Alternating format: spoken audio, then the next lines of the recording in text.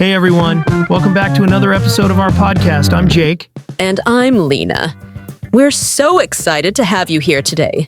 If you listen to this episode until the end, we promise you will expand your English vocabulary and improve your listening skills. That's right. Just relax, enjoy the conversation, and let English flow naturally into your brain. No time to waste. Let's jump right into today's topic. So Lena, today we're talking about studying abroad. You studied in France, right? Yep. I spent 2 years in Paris. It was one of the best experiences of my life. The moment I landed, I felt like I had stepped into a whole new world. The architecture, the culture, the atmosphere. It was all so different from what I was used to. It was both exciting and overwhelming at the same time. That sounds amazing. Moving to a new country can be a huge adjustment. Did you have any difficulties at the beginning? Oh, absolutely. The biggest challenge for me was the language barrier. I had studied French before, but when I got there, everyone spoke so fast. At first, I felt lost even during simple conversations, like ordering food or asking for directions. I remember one time I tried to order a croissant and a coffee, but I completely butchered the pronunciation. The cashier looked at me with confusion, and I ended up getting something totally different from what I wanted. I can totally relate. Even though I studied in an English-speaking country, the Canadian accent and slang were sometimes tricky. I remember someone saying, "I'm going to grab a double-double," and I had no idea they were just talking about coffee.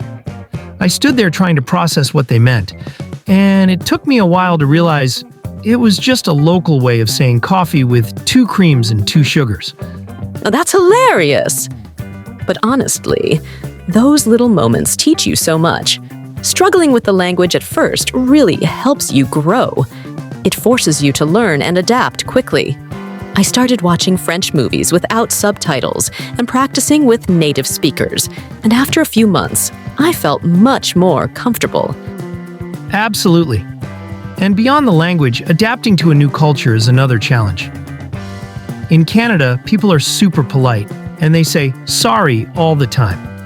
At first, I thought I was constantly doing something wrong. I would bump into someone lightly, and before I could even say anything, they'd apologize to me instead. That's so true. In France, people are more direct. At first, I thought they were being rude, but later I realized it's just the culture. Once I understood that, I actually started to appreciate how honest and straightforward people were. It helped me become more confident in expressing myself without overthinking. Yeah, cultural differences can be surprising, but they also make the experience so rich. You get to see the world from a completely different perspective. What do you think was the biggest personal growth you experienced while studying abroad? I became way more independent. Living alone in a foreign country, managing everything from rent to groceries, really made me more confident in handling life. I also became more adaptable. Every day came with new surprises, and I learned to handle challenges with a positive mindset. Same here. Plus, I learned to be more open-minded. Meeting people from all over the world gave me a new perspective on so many things. It's amazing how much you grow when you step out of your comfort zone.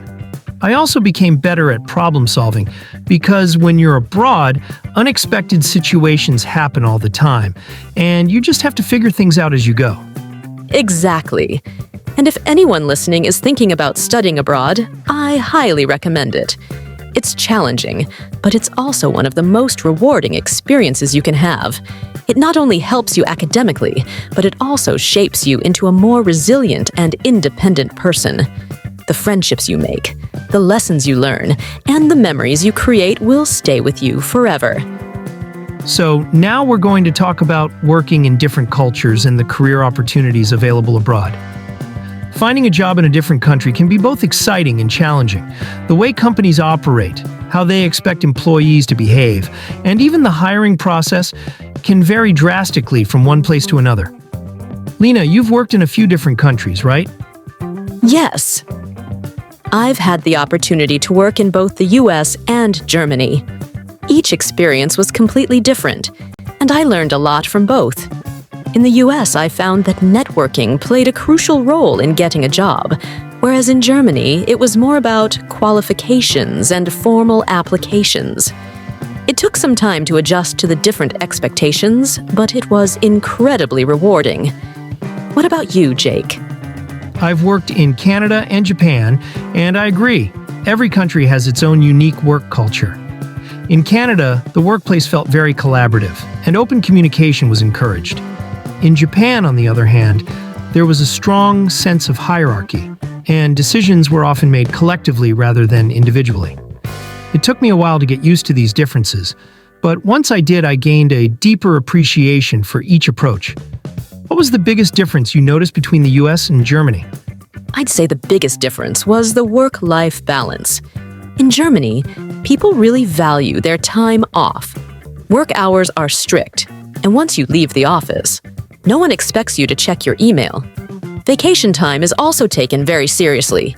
People take their full holidays without guilt, and it's considered completely normal. In the US, on the other hand, it felt like people were always connected to work, even after hours. I remember seeing colleagues answer emails late at night or on weekends, which was something I wasn't used to at all. That's interesting. Japan is similar to the US in that way. There's a strong culture of dedication to work, and sometimes people even stay late just to show commitment. It's not always about productivity, but more about demonstrating loyalty to the company. But in Canada, things were more relaxed. People worked hard, but there was also a strong emphasis on personal time and flexibility. Employers trusted employees to manage their schedules efficiently, which I really appreciated. That makes sense. Work culture can really shape your experience in a job. I think it also affects job satisfaction and mental health. In some countries, there's a clear boundary between work and personal life, while in others, work can feel like it dominates everything. What about job applications? Did you find differences in how people apply for jobs in different countries?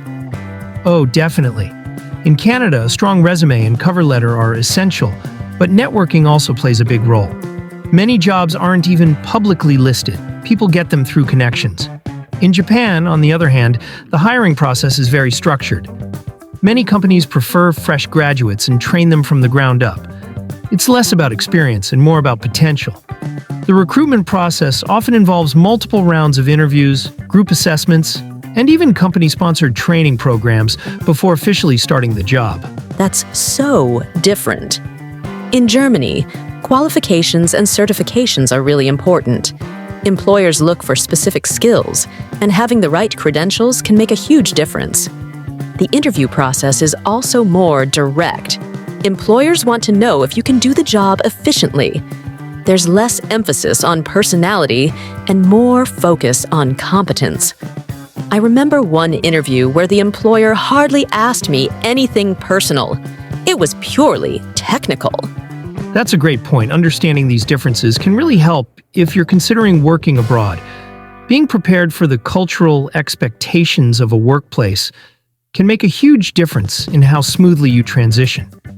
It's not just about having the right skills, it's also about knowing how to present yourself in a way that aligns with the local work culture. So for anyone listening, have you ever worked in a different country? Or thought about doing it? What kind of work culture do you think would suit you best? Have you had any experiences adapting to a new work environment? Now, we're talking about what it's really like to live abroad. The daily life, cultural differences, and all those little things you don't usually think about until you experience them yourself.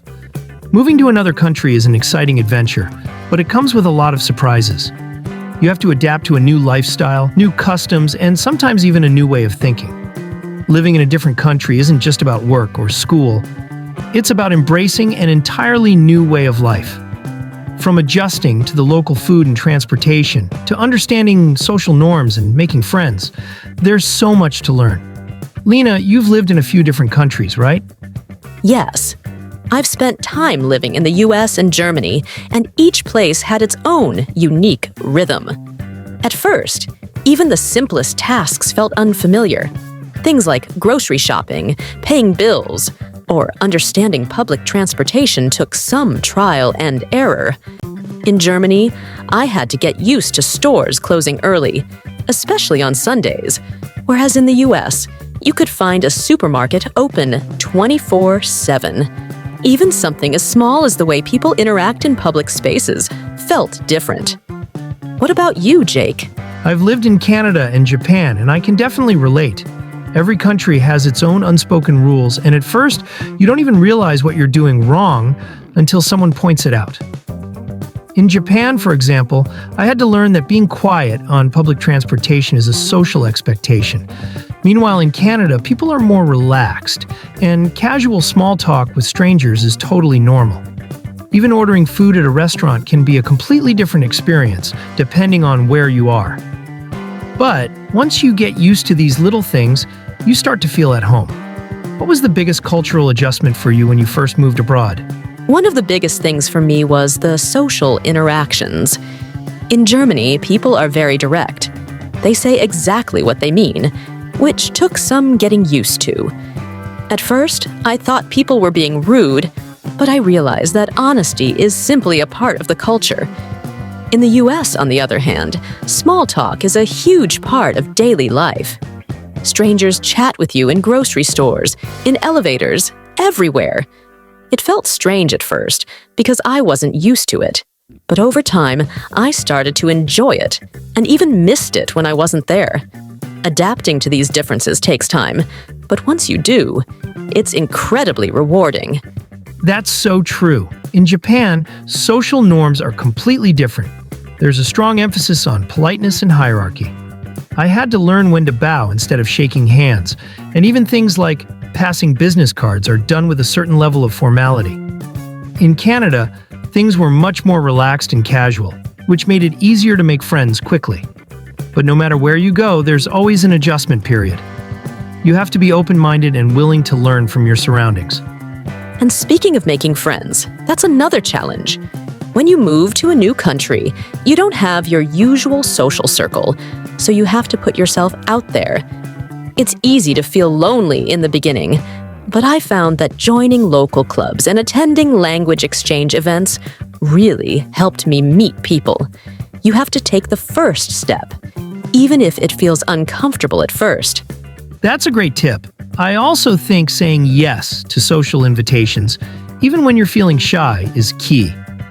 It's easy to stay in your comfort zone, but the more you interact with locals, the more you feel like you belong.